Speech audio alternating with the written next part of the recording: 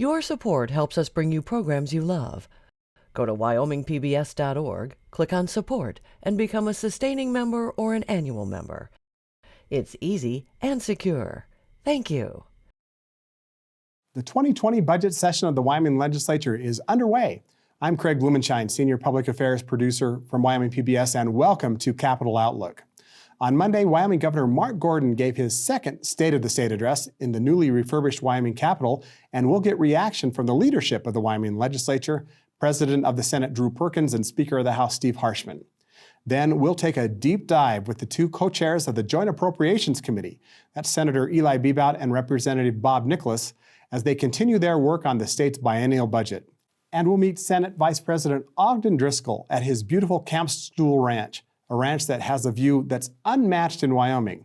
It's safe to say that as a young high school student, no one has ever made an entrance like he did when he went to Douglas for Boys State. Capitol Outlook starts now.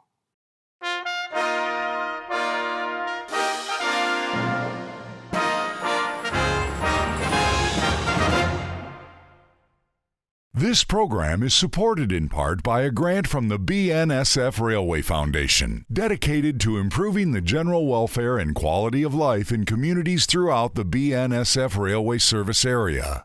Proud to support Wyoming PBS. By a grant from AARP, serving the needs and providing real possibilities for the over 50 population in Wyoming. AARP Wyoming. Proud to support Wyoming PBS. And by Wyoming Humanities, celebrating our heritage, strengthening our democracy, and growing Wyoming's creative and cultural economy for over 50 years. Visit thinkwy.org. And it's our pleasure now to welcome you to our first week of Capitol Outlook from our new studio here in the connector of the Capitol building. From Cheyenne, I'm Craig Blumenshine from Wyoming PBS, and we're pleased to welcome the leadership of the Wyoming Legislature, the Speaker of the House, Steve Harshman, and the President of the Senate, Drew Perkins. Hello, Craig. Thanks for having us. Welcome both, and congratulations on this new facility. It's beautiful, and you both sat behind Governor Gordon when he gave his State of the State speech Monday from the beautiful House chambers. What was going through your mind when the governor was talking to the body? Well, I think it's been a multi-year process. It's been about 10 years in the works. But I think as much as anything, really grateful and humble. And it's not like we invented all these paints and colors and all that. I mean, we just went back to what our founders did, really uncovered it. You know, we're the guys in the 60s, 70s, 80s painted in multiple coats of paint and changed the configuration of the Capitol. So it's great to kind of go back to our beginnings. Mr. President, you introduced the governor, and then he came and delivered what I thought was a positive and somewhat, for Governor Gordon, forceful and assertive State of the State address. I agree. I thought the governor did a good job. The thing that's been, Governor Meade was excellent and wonderful. But there's just a new energy with Governor Gordon and the 5 electeds. Just what a great team, a very collaborative attitude among everybody, with us, between themselves, and I reflected that. I mean, we've got a lot of challenges, but there's a lot of things to be positive about in the state.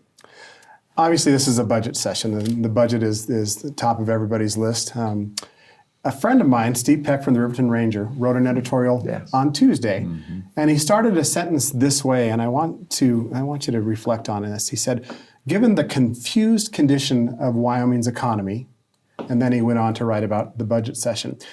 But do you have empathy for Wyomingites that maybe share some uncertain views about how this state is going to get beyond its reliance on the mineral industry and perhaps change a little bit?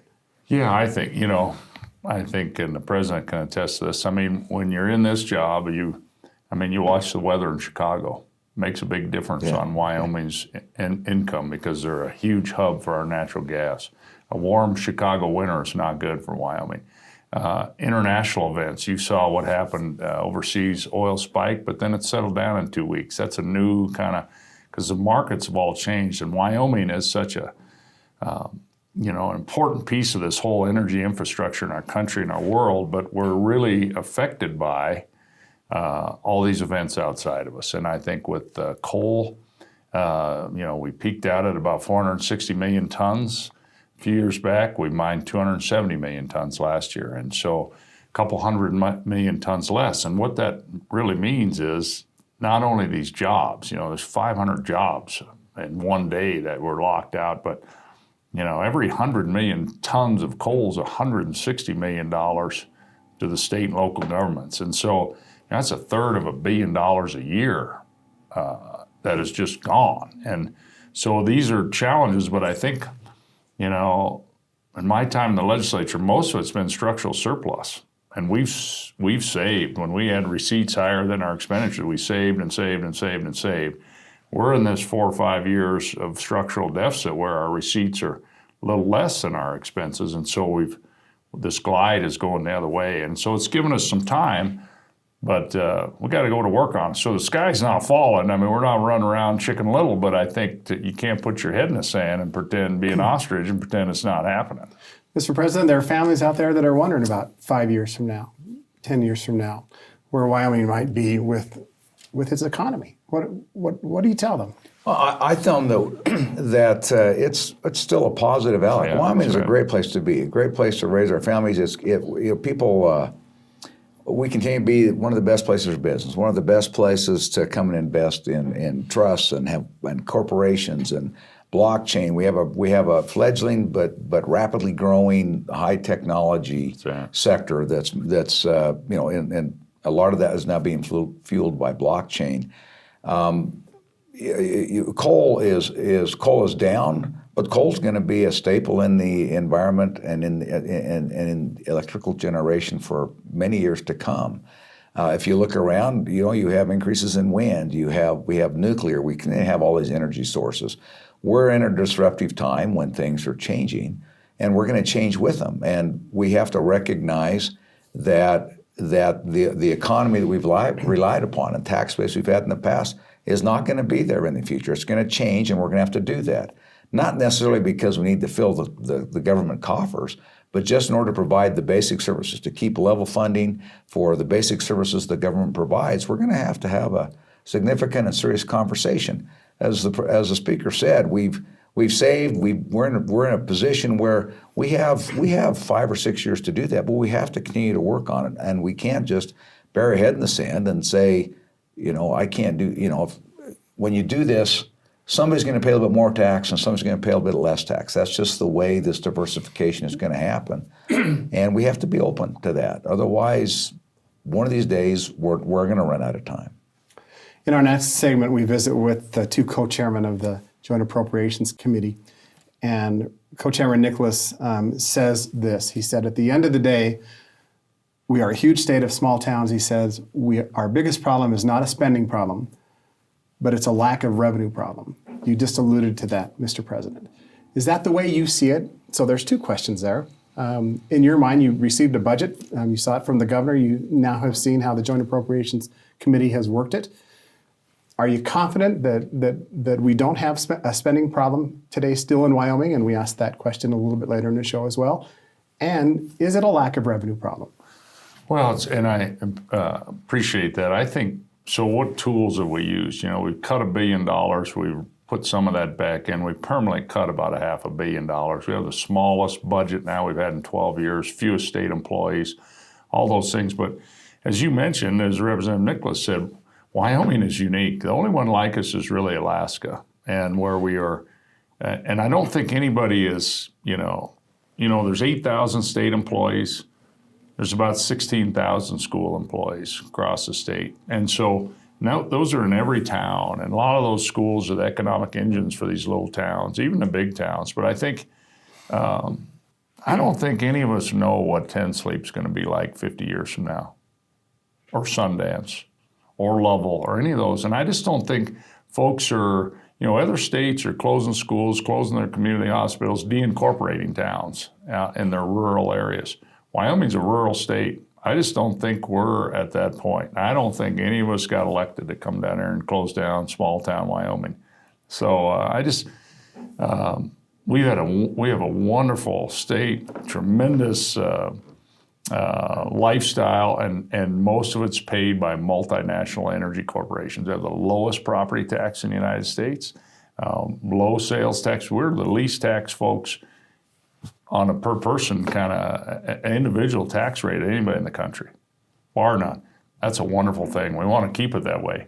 But recognizing that we want to make sure that certain services and those things pay their own way. You get a driver's license, you should pay for that. It shouldn't be, half a scoop of coal supplementing your driver's license. Those kind of things we got to keep working at as well. That said, Mr. President, I'll give you a moment in just a second. You told the press folks that were gathered in the Supreme Court chamber what? The historic House chamber. The historic House chamber, there you go, and the historic Supreme Court chamber. Yeah. Thank you very much. It was the historic House chamber before it was the historic Supreme Court chamber. Absolutely true, thank you. But you told the story about if you own a house that's worth about $500,000 and the taxes that pays, and go ahead and continue on. So if you have a house that's $500,000 in value, which is way above the Wyoming average, and you pay property taxes for 40 years, right? And 2/3 of your property taxes go to your local schools. You won't pay enough in property tax to educate one child. Think about that for just a minute. One child, K through 12, and you pay 40 years of property taxes. And the Pinedale Anticline, right, where we think 5 mule deer were impacted over 15 years. More human impacts to the workers than there were any wildlife. 15,000 Wyoming kids, K through 12, 13 years of schooling. I mean, the scale is enormous, and Wyoming's resources are enormous, and so we want to make sure that we're still the friendliest, best place to drill for oil and gas, and not North Dakota, not Texas, not New Mexico, but Wyoming. Come to Wyoming. The president said, well, we've got the best place to raise your family, best place to start a business, the best place to do business, raise kids, all those things, and so we want to make sure we stay that way. Mr. President, what are your thoughts?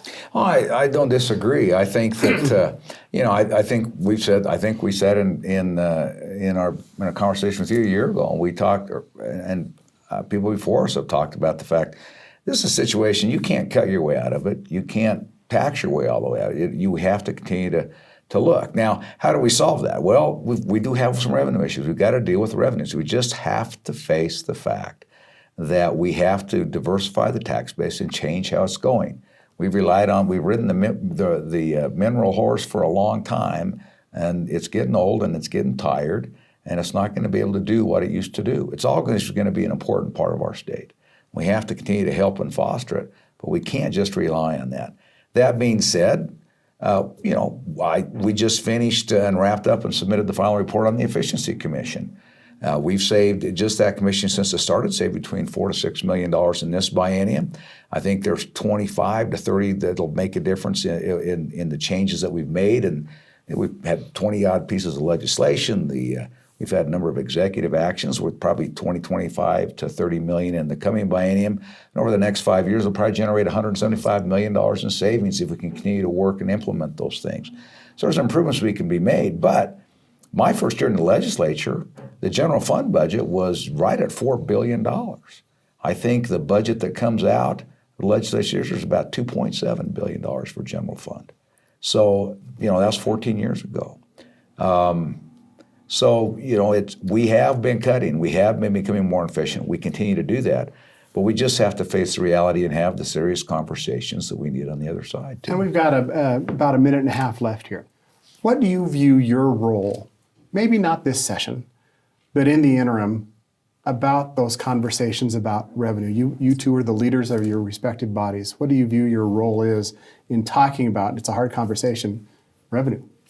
Well, I think in the end, the people of Wyoming are going to drive this. And I think my concern is that we don't need to get into crisis mode. Things, compounding is the most powerful Sometimes force. That's what pushes people over cliffs. It does, but I think it's so important to do little steps early, and you can avoid these massive over-the-cliff type events and where everybody's running around and in crisis mode. And so by planning and moving ahead, but part of it's an education piece with our members, with all of us. We're continuing to learn in this job every day, and it's changing all the time. And I think all of us just need to be engaged in that. And I think sometimes, it's things get started out on social media that there's more to the story. And I think for folks to be engaged with their local legislator, to run for office if they so choose and get involved and Because really, in the end, the people of Wyoming are going to drive this. And that gives me a lot of confidence. It's going to get done the right way. It's just all, it's timing and keeping moving this thing forward. That's the deal to solve this problem. Mr. President, how do you view your role when you talk about that difficult R word? R word? Yeah. Republican? Yeah. I don't think Republicans are difficult word. I think you meant revenue. But anyway, just kidding. I've said for years that the citizens of Wyoming will tell us when it's time to raise taxes, and they're starting to tell us. I have in the last interim, I think people are learning about this, and they're starting to wake up and see. And I'm having people asking me those questions. What are we going to do about revenue? How do we fix the revenue issues? They see it coming. Just as an anecdote, I had a good friend of mine who's in the insurance industry, and we were talking on the phone just the other day before I came down about something else, and he said he talked about Senator Case. He'd been over in Lander and with a group of other insurance agents, and they had asked Senator Case to come and address them, and Senator Case talked about the structural deficits. He's talked about what's happening in the mineral industry and how our tax structure's up and why it's not going to work anymore. And he said to me, I had no idea. And then we started to have a talk about that, and so he sees that now. So bumper stickers aren't going to pay the bills at the end of the day, and that's what conservative people do is we make our money, we have enough to cover our expenses, and we pay our bills on time. I would just add that if we just look to Utah, to the southwest, Utah is not a radical left state. They just went through and passed a radical reformation to change their tax structure and their tax base. It takes courage. It takes education, it takes perseverance, and it takes a love of country more than a love of bumper sticker slogans and a love of the state to get it done. And I think we can do that. Well, we'll look forward to visiting with both of you as this budget session continues on here in Cheyenne. Thank you both for joining us today. Our pleasure. Thanks Thank you. Up next is a deep dive, really, a longer than normal discussion with the two chairs of the Joint Appropriations Committee. That's Senator Eli Bebout and Representative Bob Nicholas. That's next. Stay with us.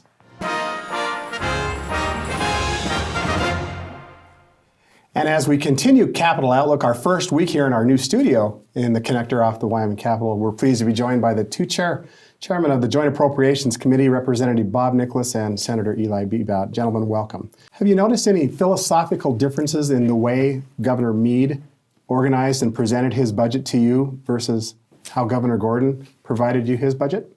I would say that there are definitely structural differences. He's got an entirely new staff. He had assistance from folks that had put together budgets before.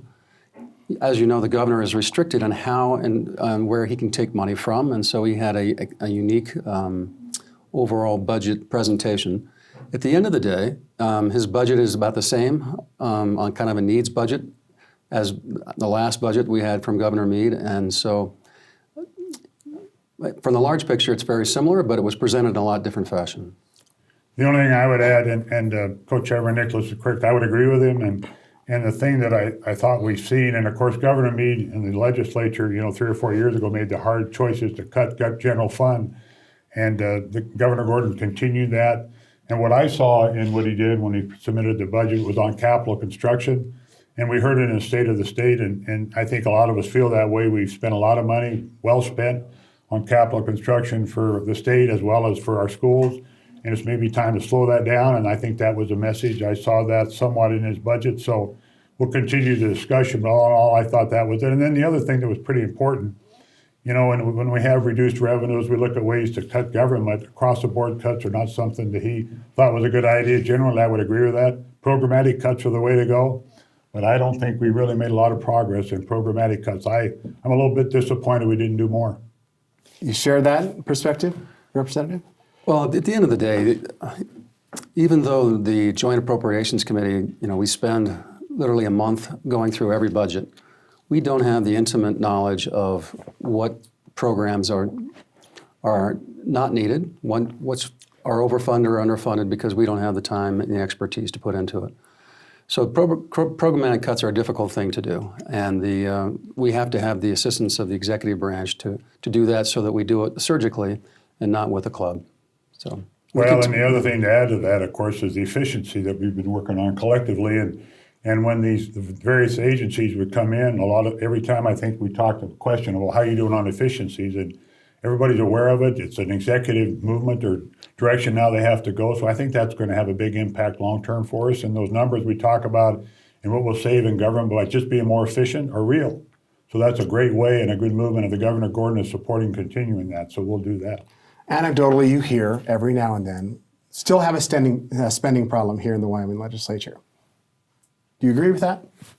Oh, I always think we spend more money than we really need to do. But the question is where do you cut it back? And they never complete that sentence, by the way. Well, yeah, and it's difficult. And Bob's right about the fact that we come in here for 4 weeks to work the budgets, and then it's a short session. To have the expertise to go out there and know where you can really be responsible in your reductions. I have a philosophy about certain parts of our budget. I think we continue to spend too much money, K through 12. There's no secret about that, but it has to be done responsibly. So have we spent too much money? I would say yes. Where do we reduce it? It's a tough decision, and we'll continue to have that discussion.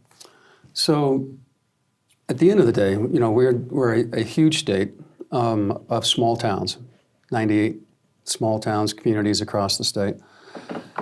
Our biggest problem is not so much a spending problem, it's a lack of revenue problem. You've seen in the legislature, we evaluated reducing education last year and also the year before. 70-80% of all education are school teachers. And so if you're going to cut, you have to eliminate school teachers, or you got to reduce their salaries. I think the legislature overwhelmingly said, we don't want to eliminate school teachers, and we don't want to reduce their salaries, because that's one of the main drivers of getting good quality teachers.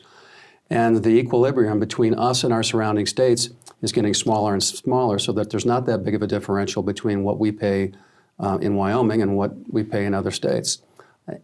And we don't want to. We want our classroom sizes, and we want quality teachers, and we want to do those things. So even though it's an expensive program, it's one that basically we want to maintain. Our biggest problem is the triple whammy of coal prices and gas prices and overall property valuations are down. And so we have to live within our budget. We have to find places where we can cut or at least hold even so that our revenues match our expenditures. So what's the Joint Appropriations Committee role in looking forward in 2, 4, 6 years down the road when, as you're aware, much of education now is supported by the Rainy Day Fund? See, and I would agree with Bob about the triple whammy, and I think that we have to look at the revenue side, and I support some of that discussion, unlike I support the lodging tax. I would disagree with him on the fact that we're going after teachers. I think we can be proud of what we pay for teachers, but there's a lot more that goes out in that block grant that I think we have to take a hard look at. We spend 100% on transportation. We spend 100% on special ed. We're the only state in the country that does that for both. So it's not about teachers and trying to cut teachers' programs and not pay them what they're worth. We've got a great group of teachers out there, and I support paying them what they get. It's just that all the other costs we need to take a look at. So there's a little disagreement there. We'll work through that.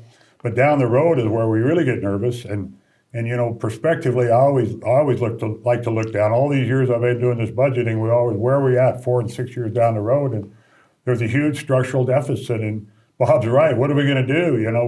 We need to look at revenue side, and the legislature doesn't seem to have an appetite to try to do that. We can't cut our way out of this problem nor spend our way out of it. So what does that mean to each of you? And Representative Nicholas, I'll ask you first.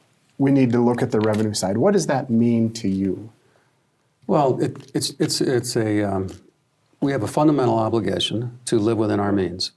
We have a fundamental obligation to look to the future, as Senator Bebout talks about, and to fund what we do and how we do it responsibly. So you have to look at everything at once. You can't just piecemeal what it is. At the end of the day, if you take our savings, if you take our 1% severance, if you take our spending policies, and if we wrap all these things together, we can control our destiny for probably the next 4 years. After that, no matter how you look at it, we're going to be in anywhere between $250 to $500 million annual to biannual deficit, depending on or structural deficit, on how you monitor those funds and what you, there are ways of how you measure it. We have to fix that, and we have a fundamental obligation, talking about the Joint Appropriations Committee, to address that, and we addressed it partly this session, because that's our duty. We have to educate the rest of the legislature because we have a better knowledge and a working knowledge of the budgets and where the dollars go. And we spread the dollars out to the agencies, to the school, to CapCon, and to general operations of government. We have to do it responsibly, and we have to visualize where we're going to be 2 years, 5 years, 10 years from now, and how we can maintain that. So that includes both cuts, it includes redistribution of funds, and it includes any revenue enhancements that we can do that minimize the impact to our citizens. So in a nutshell, I think that's what our obligations are. And there's a reason the state of Wyoming is consistently ranked in the top 1 through 5 as far as how we run our state. You know, we're very fiscally conservative, and thank goodness we are. We set aside money, a rainy day funds, the LISRA account, to be utilized just for what we're going through. But, you know, that will be drained in 4 years out there. So that's why we need to make some decisions now. But what we do in Wyoming on the spending side as well as the revenue side is there's several things we need to do, and that one of them is our investments. You know, we have these huge funds we've set aside, the Permanent Middle Trust Fund, the school fund. Need to continue to try to get better investments. We made a lot of decisions. The Appropriations Committee has worked hard. You know, we've done a lot of innovative things and how we can make more money and have a greater return on our investments. I think that will start to pay huge dividends. Right now, our Permanent Middle Trust Fund, with the interest off that's paid for about 21% of our government. You know, we can move that up by being smarter how we invest, efficiencies, I mentioned that earlier. And of course, the spending side of it, you know, we position ourselves to be ready to do this, but we got to start now. You know, we don't want to wait till 4 years from now and have this big, huge, looming deficit. We spend all our savings, and now what do? That'll be a tragedy if we do that. I think one of the battle might be the wrong word, but maybe one of the differences coming up that viewers can watch is how capital construction is handled.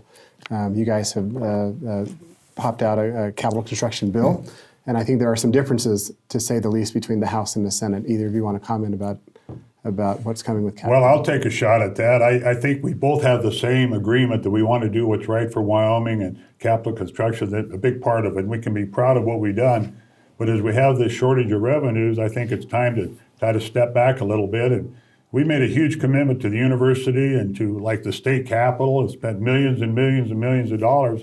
Let's slow that down a little bit, and there is the rest of the state of Wyoming. And so I think if we're going to spend money and do some of those things, which we need to do, we need to look at the rest of the state, and we have, and we'll work it out with the House, but there's some differences there.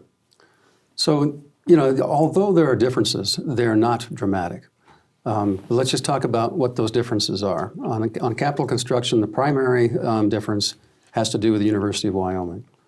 The Senate side had $25 million basically for capital construction. Three items there, right? The construction of a new corporate pool, the rehabilitation of the West Side stands, and improvements at the law school. Correct. And the difference is the law school, you know, this is the 100th anniversary. The remodeling of the law school is for their in practicum clinics. The law school has come up and promised to raise $12 million if we match those $12 million. So we're getting 2-to-1 votes, $2 to $1 on that, for a total cost of $24 million for the project. On the Corbett and on the War Memorial Stadium, the differences between the House and the Senate are roughly $10 to $12 million. The difference is we get $95 million worth of goods and new buildings with our position, which is roughly $37 million worth, whereas at $25 million, we get $25 million. So there's no matching dollars barely available to it.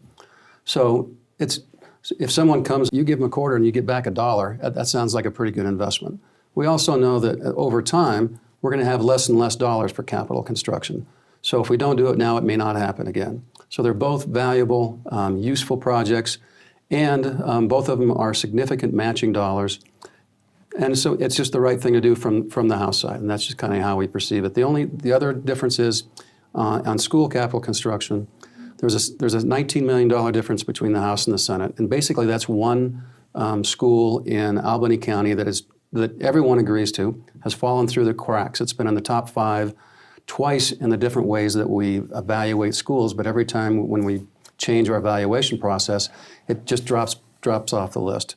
But other than that, we're basically have agreed to everything else on capital construction. So. The only thing I would add to that is that the need is there, no question about it, and the matching dollars make sense. It's a matter of timing.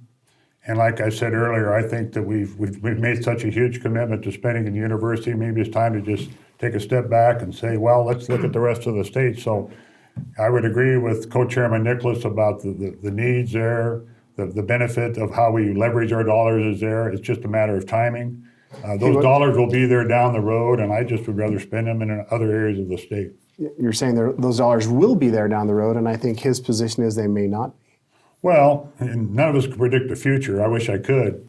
I think with the efforts the university makes for these kind of projects, there will always be those supported, which I do. And I like Representative Nicholas. I'm a graduate of the university. I'm proud of our one university, all the things we do. And my goodness, over the years I've been doing this, there's been strong support for me. It's just, it's just like I've said, I'm trying not to be repetitive, but there is the rest of the state. We need to look at it. In my district, in Riverton, they're sort of the opinion it's enough's enough right now.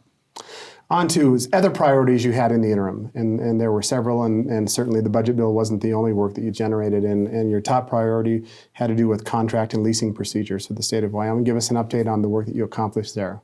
I'll jump in. I think it's been good. We worked really hard, and I would really comment about Representative Larson, from Lander, the work he did, tremendous work, and he, on his own time and own nickel, he spent a lot of time putting that together. They're complicated bills, but at the end of the day, not really. And so, very good legislation, and different thresholds for bidding, or that have been more clearly defined now. Oh yeah, that part of it. Then the retainage, trying to treat contractors fair and be sure that the state protects its dollars, as well as allowing those people to bid the jobs to be able to know what they're doing and what they can get out of it. Essentially, it's a product of from over the last 4 or 5 years, almost every year we have some type of a contractor bill of some sorts to continue to improve the playing field, if you will, for our local contractors and for Wyoming contractors. And Representative Larson, on his own initiative, basically conducted roundtable meetings around the state. And he was down here, I think, 3 or 4 times, and I went to several of those where he got everybody in the room. They went through all of the contractor and subcontractor statutory provisions, and just tried to fine tune it to benefit local and Wyoming contractors. And it's a yeoman's work, and but it's a better product. We just took testimony on it yesterday in the House JAC, and everyone is in support of it. Other than there's a few folks that are not. Primarily, it was newspapers, just because what we want to do is have one location where you go, learn about the bidding process, what the bids are, what's out there on a website versus publishing it 4 times in every newspaper around the state, which, as we move forward in this modern era, it's a more practical, you get more coverage. And the purpose of it is just to educate builders, contractors, and subcontractors. It's not in order to, as a public dialogue of what we're doing around the state. But it's a great bill.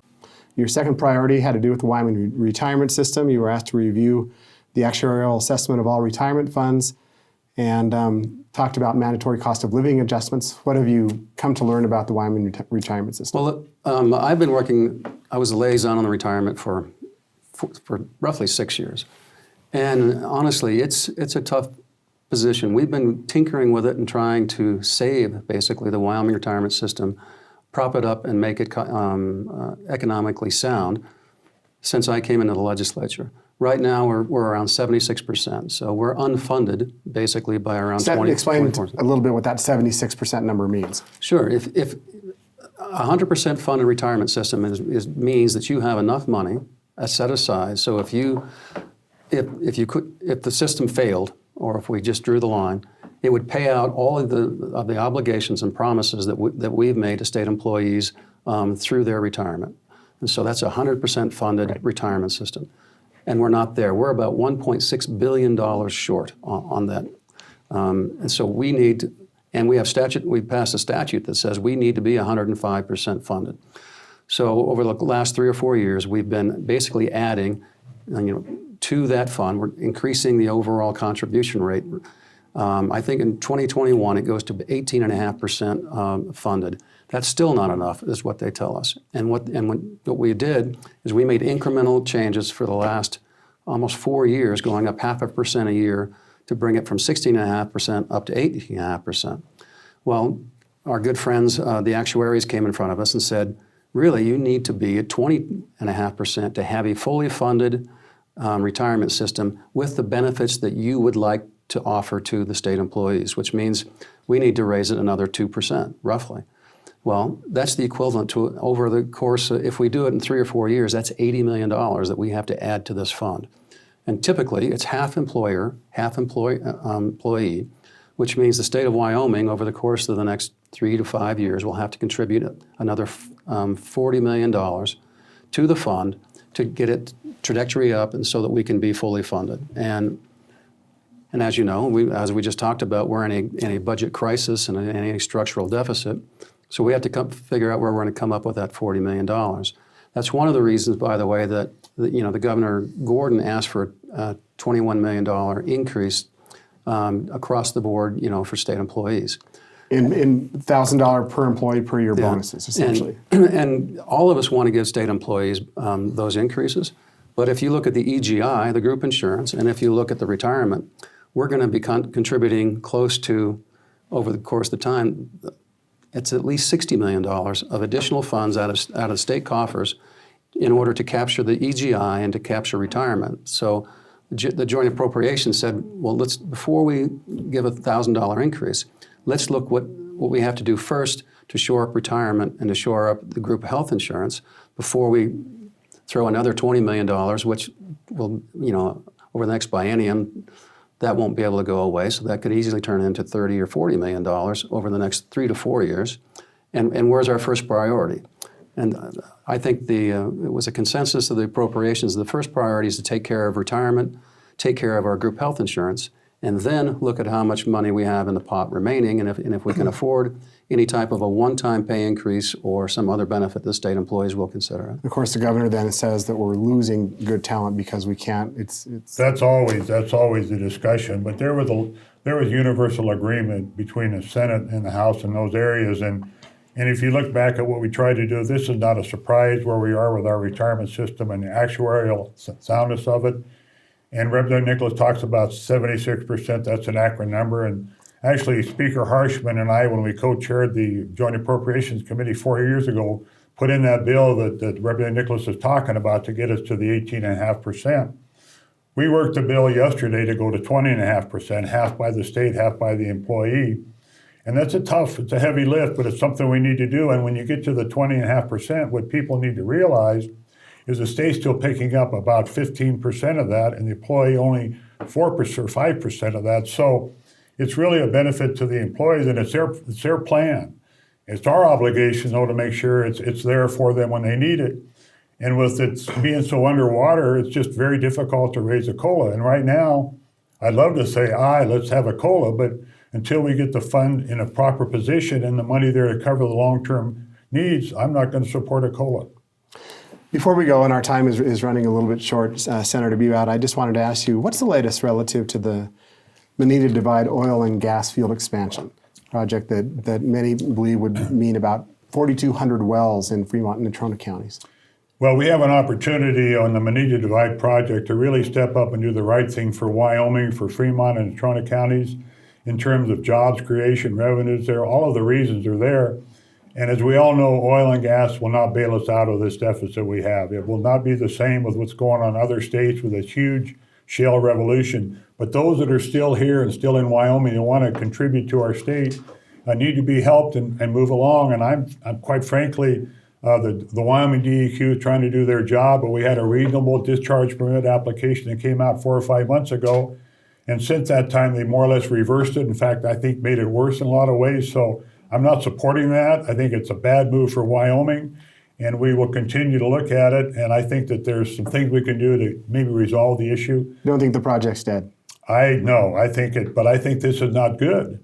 And I think it would continue to, one of the things that's going on in our state, Craig, is with the oil and gas industry, we seem to continue to spin a negative message out there about Wyoming wants you here to do business here. And we need to work on that image. We need to work on things that are responsible. We're going to work on, I think, an incentive bill to try to help the oil and gas business right now.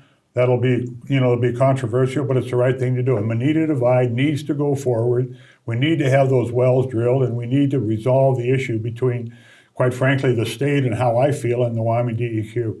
Just a couple other issues that I think that are obviously on the radar of the Joint Appropriations Committee. Absolutely. One is the tourism tax.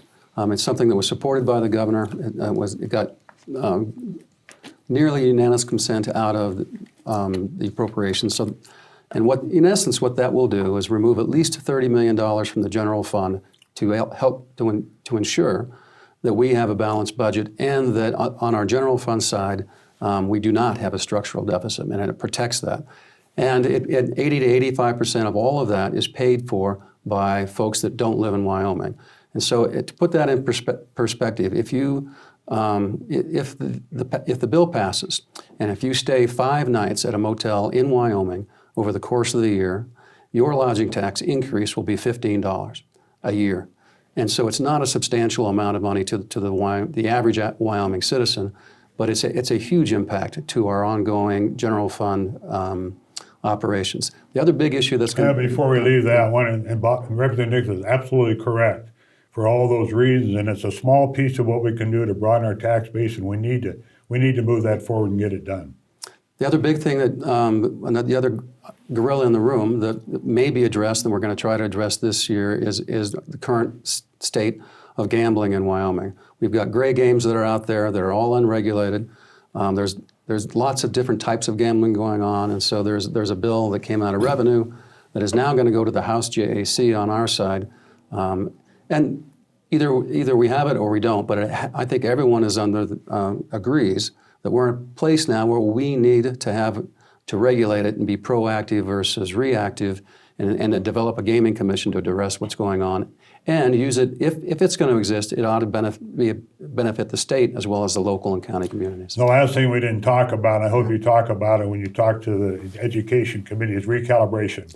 Yep. We talk about the basket of goods. I was around when we did the first one. Do we have too many things in the basket of goods? Probably. Do we need to have a good discussion about better for where we are today in society? Probably. That's going to be a huge issue for the interim, and maybe we'll solve some of our responsible spending of education that I have concerns about. We'll see. Yeah, well, Eli and I will probably be sitting next to each other on that committee too. We'll see. Well, it's going to be a heavy lift for sure, and an important one for the future of Wyoming. So that we'll watch for that. Gentlemen, you do yeoman's work. As I tell everyone, the work that the Joint Appropriations Committee does is exhausting in my eyes, and you certainly put a lot of time and effort into it. So thank you for Great. that. Appreciate it. Have us on the program. Thank you. Yeah. You bet. Thanks for coming. Up next is one of the main sponsors of the Gaming Commission bill, a profile with Senator Ogden Driskill from his beautiful Camp Stool Ranch. Yeah. One of the best views in Wyoming, in my opinion. Absolutely. Yeah. That's next. Stay with us.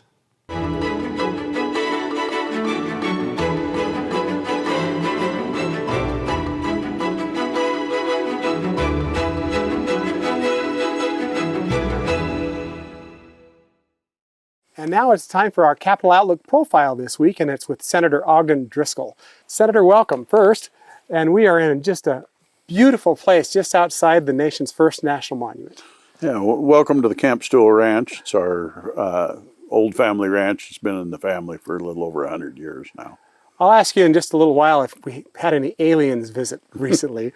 But first, let's talk about your history. I've read in some biographies about your family that really the Driskill family history started in Texas and worked its way up on the cattle trails to Wyoming.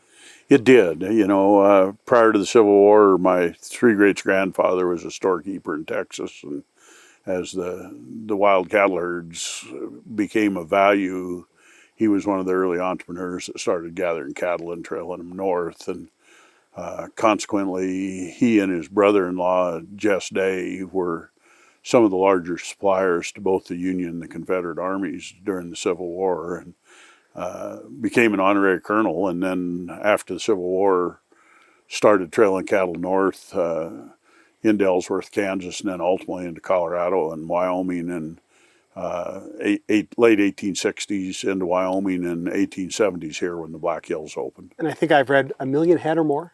Yeah, we probably, and it's not perfectly well documented, but almost without a doubt greater than 750,000 and probably closer to 1 million head.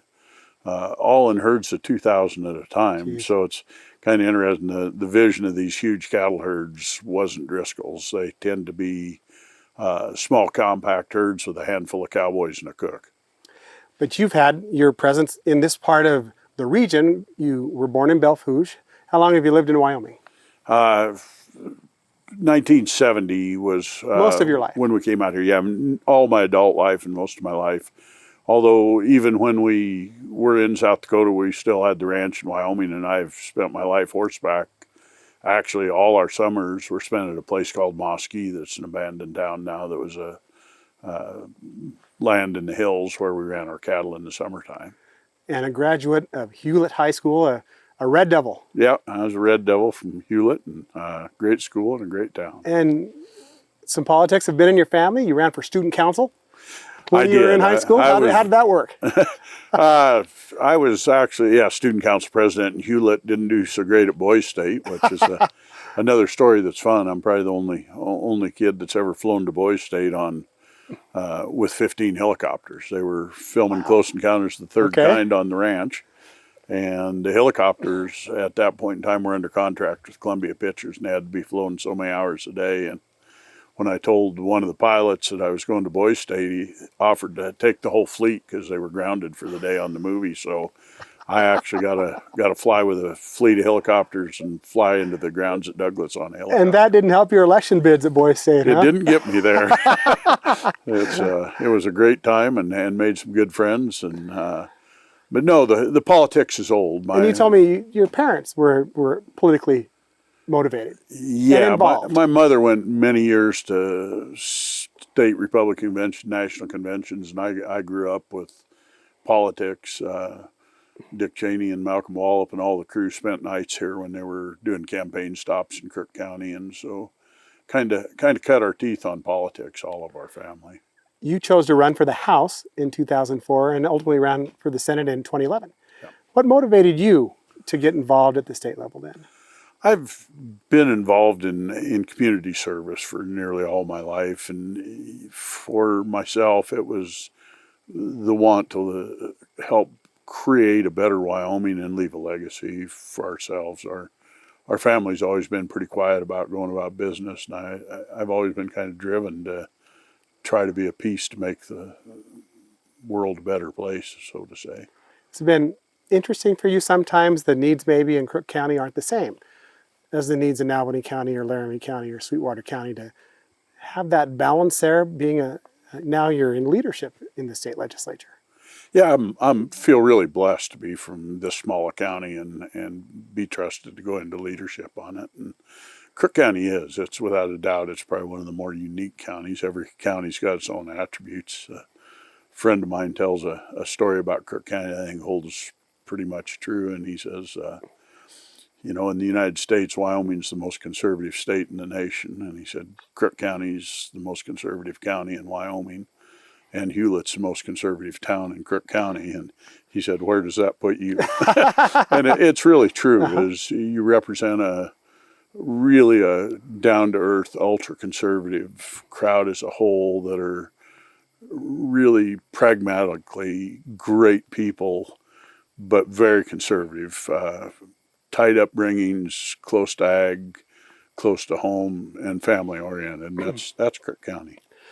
You spend a great deal of time at the KOA that's not far from here. That's another part of what you do now. I do. I grew up, and as I got into the adulthood, ranching has been my dream all my life, and I came home and I leased the family ranch at a pretty exceedingly young age. I was in my 20s when I started running it. My father was gracious enough to allow my wife and I to lease the ranch, and we ran it, and it treated us well into the 2000s. And when Close Encounters was filmed, it was filmed on the ranch. Spielberg actually sat here in the living room here and cut the deal for Close Encounters of the Third Kind with my parents. And she took the money and built a campground on the film site. It was irrigated hay meadow, and she built the campground and operated it for most of her life. And my younger brother came home from the military, and he and his wife ran the KOA. That's Matt. That was Matt. Mm-hmm. And Matt was a dynamic person. Sad. A couple terms on state tourism board and was really well known. One of those guys everybody loved. And when he passed away, my wife and I took over the campground. And it's moved from being a pretty part-time for me to, I probably spend more than 2/3 of my time at the campground now. My son, Lincoln, is home and does most of the ranch work. I still get a breakaway. I got to spend yesterday raking all day for him. So. Good. Ham and jam is a big deal in this area in Hewlett, but during that time, the campground's not quite as busy. That surprised me. It isn't. It's really interesting. The campground is a family attraction, and basically we get all visiting families or tourists, and it's a big enough event that a huge part of the tourists choose to be somewhere else other than Smart Northeast move. Wyoming for that week. So Yeah. basically from Labor Day to Memorial Day, our campground runs close to 700 to 1,000 people a night. If you want to do a walk-in reservation, it's fairly easy. Ham and Jam Week's usually the easiest time to get it at the campground. You've expressed some concerns recently about the future of cattle ranching. Are cattle ranchers going to survive in Wyoming? There'll always be ranchers. The question is in what configuration and what way. And visiting early on, you look at the economics of it. This area traditionally, turn of the century, 70 to 100 cows made a living, and moving on, it went into several hundreds. Now we're into the thousands. So when you look right here at where the ranch is at, when I went to school in Hewlett, this bus route had around 30 kids on it. I think the same bus runs probably 4 or 5 kids now. Wow. These ranches have consolidated, and when our family came here, there was only a handful of big ranches in the county and a lot of smaller farm type ranches. And we're back to a lot of big ranches in the county again. There's some really top-notch operators here that have got big against declining markets by being shrewd and running an economy of scale. And ranching's not fun. You know, my son here at home makes probably about the equivalent of a janitor in the high school for what he makes for a living. So it's not a lifestyle that you're going to do to take big trips or drive Cadillacs, but it probably is as close to a fairy tale living as you can find, as far as you get up every day and there's variety in the work that you do, and it's something new every day, and nobody's really your boss other than the banker as a whole. You've got to make the ends meet. Couldn't be more rewarding. It's truly rewarding. I tell people often on my life it's pretty close to a Walt Disney fairy tale. So you serve Senate District 1 now. I'm Senate District 1, and it's always been 1. I am, I think, the only senator in Wyoming's history that's served in 6 different counties. Wow. Because of the way the redistricting ran. When I was elected, I represented all of Cook County, all of Weston County, all of Niobrara County, part of Goshen, and part of Platte, or not Platte, but Goshen and Converse. Okay. And now I am in all of Crook, northern Western, and Campbell County. So I'm just in 3 counties now. Still a large district. It's still a big district and really diverse, interestingly enough.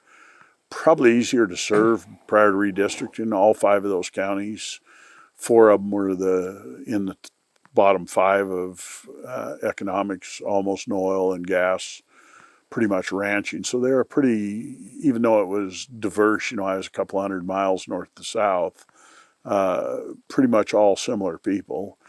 Moved me into Campbell County, and the contrast is, I think you're close to 80,000 annual wage in Campbell County, sure, and in the 30s in Crook County. Yeah. So really 2 different subsets of groups, coal miners and people that work in oil and gas, as opposed once again to ag and otherwise, other than Crook County has 700 jobs that goes to Campbell County every day. That's some of our better jobs that we have in the county as they drive every day either to a coal mine or to the oil field.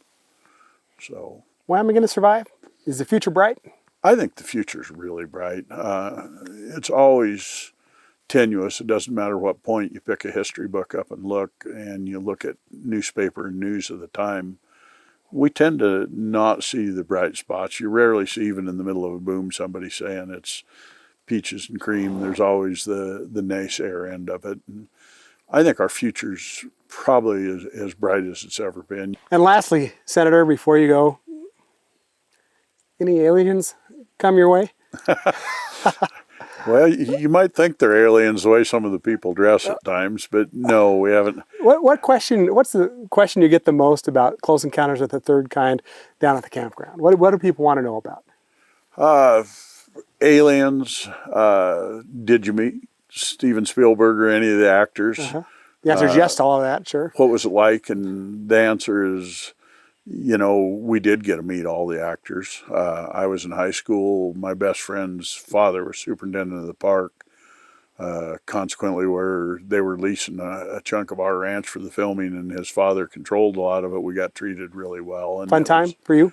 Incredible fun time, and a great experience all the way around. We worked as extras and did a lot of things, and of course got to see a slice of how Hollywood runs, which in the 70s, pretty revealing for a young man. I'll bet that would have been a lot of fun to be in the middle of when it was happening. It was. Well, Senator, I'm sure we'll have a chance to visit with you during session. I can't thank you enough for letting us come to your beautiful ranch today. Well, come again. It's a wonderful spot. Oh boy, it sure is. For anybody from Wyoming that hasn't been here, probably have you attest it's not the same on a postcard as it is in life. That's absolutely true. And I think the surprising thing about driving here, you almost don't see it until you're here. Like the Tetons you see from 60, 70 miles away, and you get closer here, you almost got to be right here. Well, back to that. That's the other question we get all the time is we're at the gates, and is it worth it to go in through the gates? And unequivocally, we tell all of them is you absolutely need to go up and walk around it, because the true Devil's Tower experience is not from the outside looking in, it's from the base of the tower looking out. Some of the most spectacular views are when you're standing at the base of the tower looking. The view's good in every direction. It sure is. Thanks for joining us on this Capital Outlook Profile.